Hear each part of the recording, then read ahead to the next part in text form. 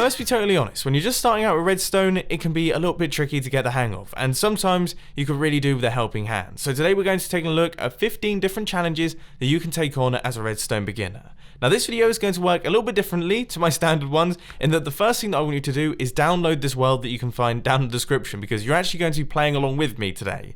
What I'm going to do is explain a problem that I want you guys to solve. You're then going to pause the video, go over to this world and build it yourself, then come back to the video and see the solution that I've come up with.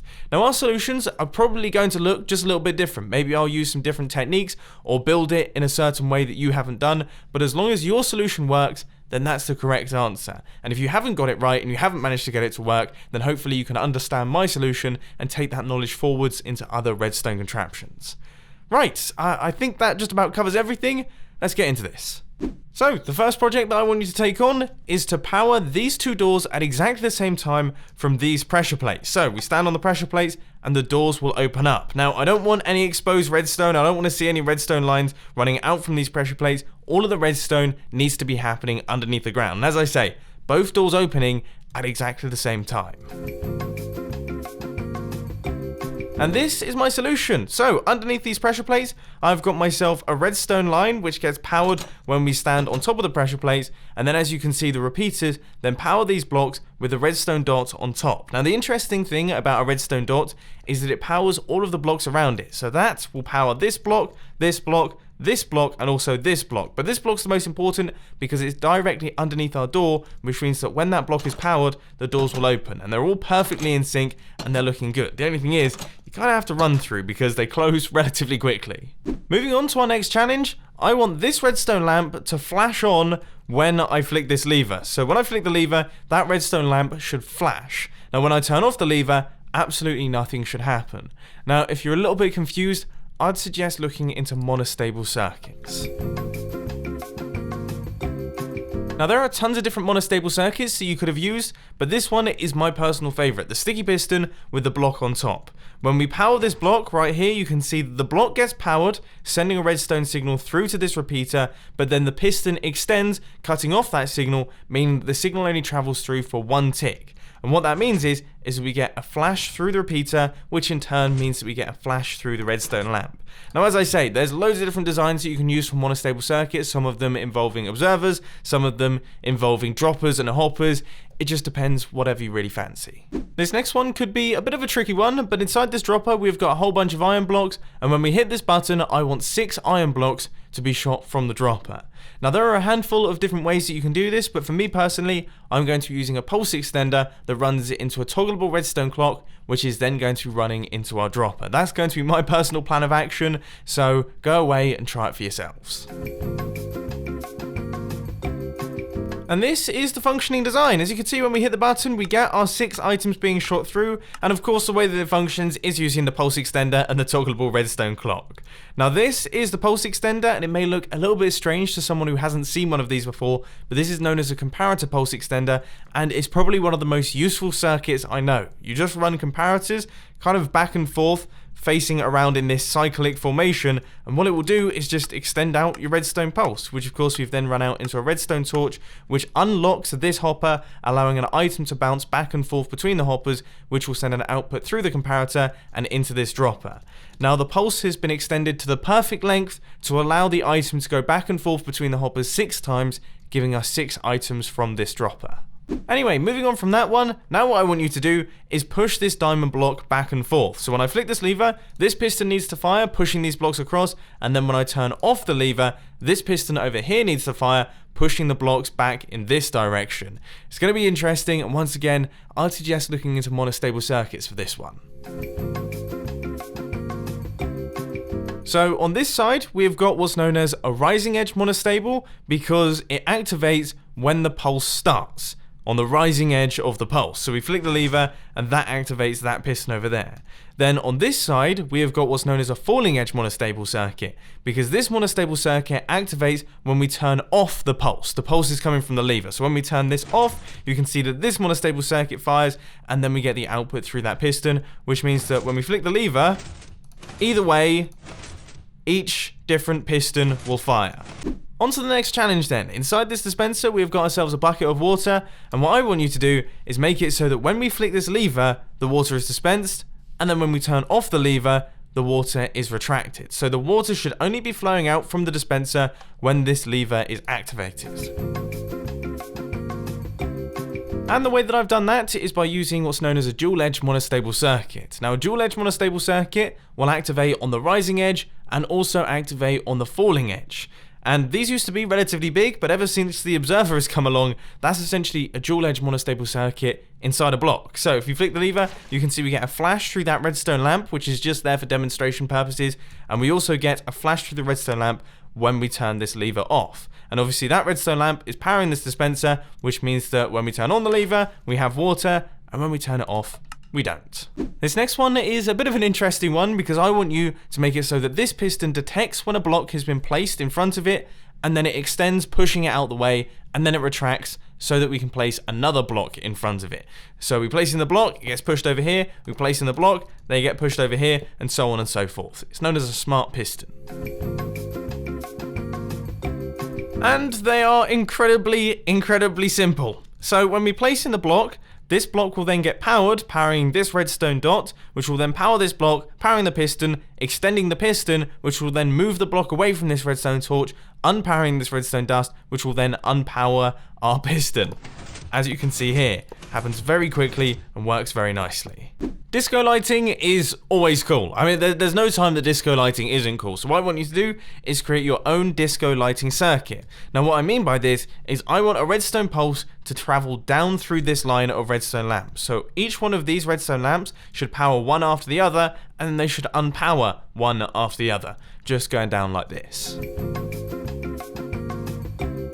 For those of you who recently watched my observer video, this will make a whole lot of sense. For those of you who haven't seen my observer video, this is going to look like nonsense. I'm sure if you haven't seen the observer video, you had a setup with repeaters going into blocks, which then go into the redstone lamps, and that's a perfectly good way to do it. That's a great solution, but this one is just really cool. You just run observers going across, then observers running out of those, they're detecting the updates from each of the observers, and you get a chain that looks a little bit like this.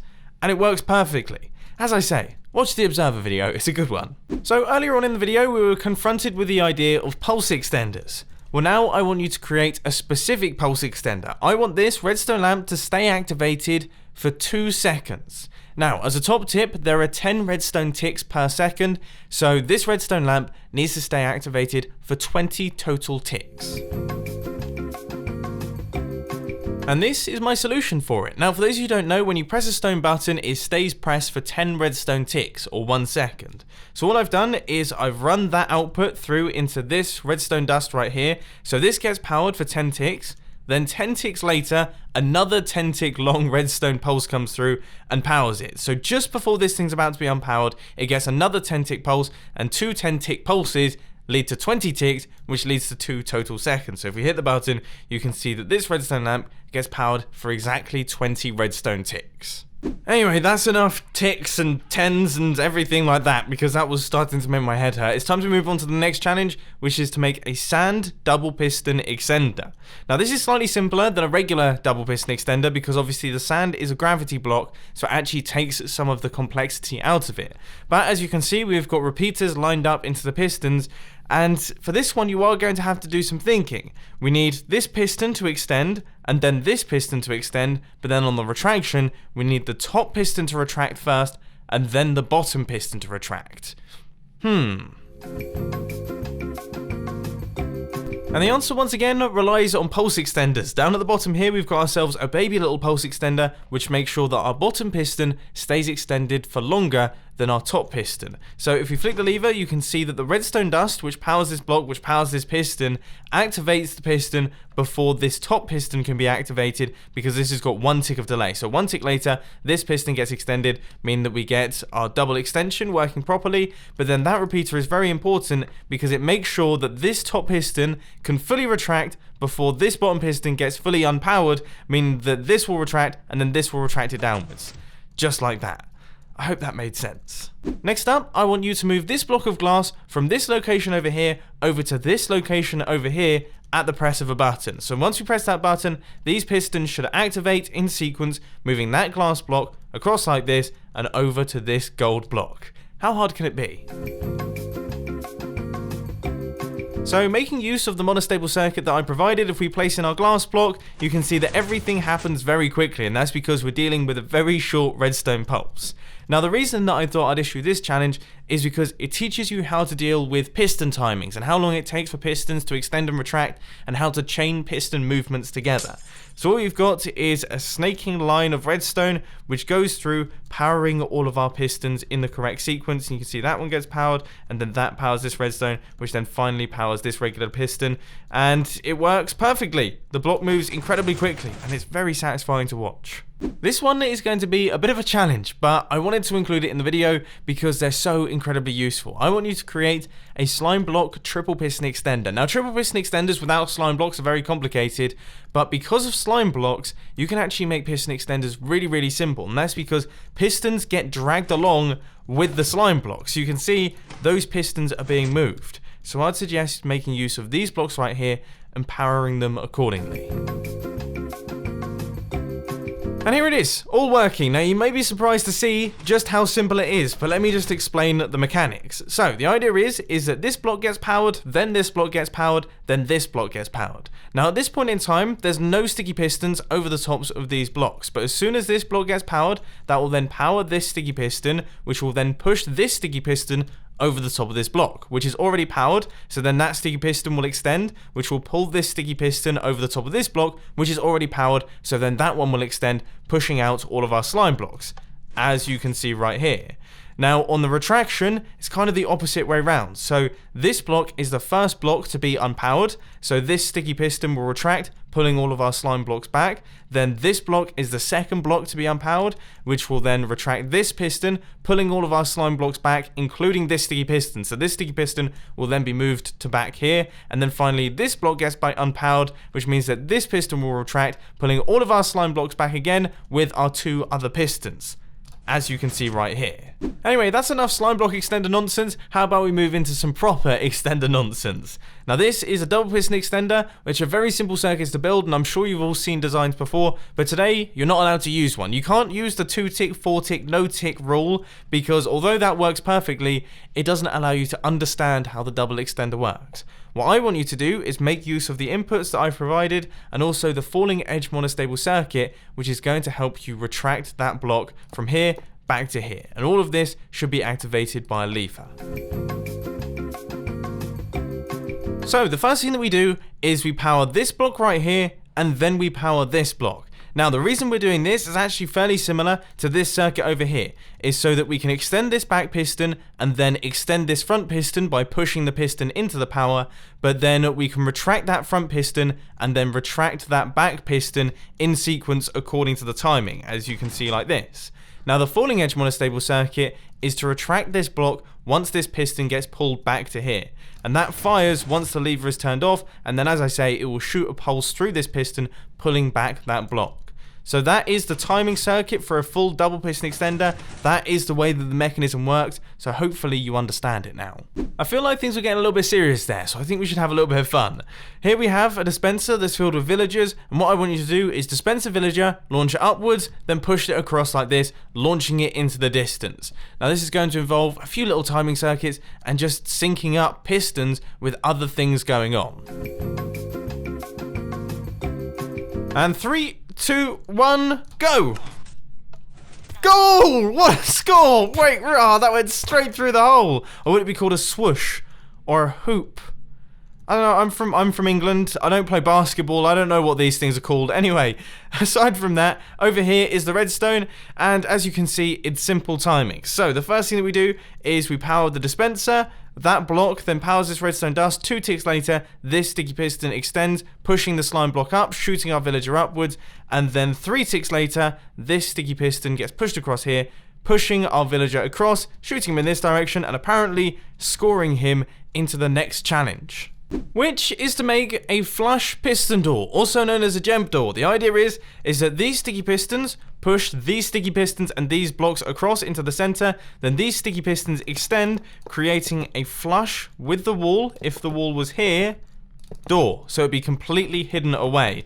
It's a bit of a tricky one, and there's plenty of different ways to do it, so try your best.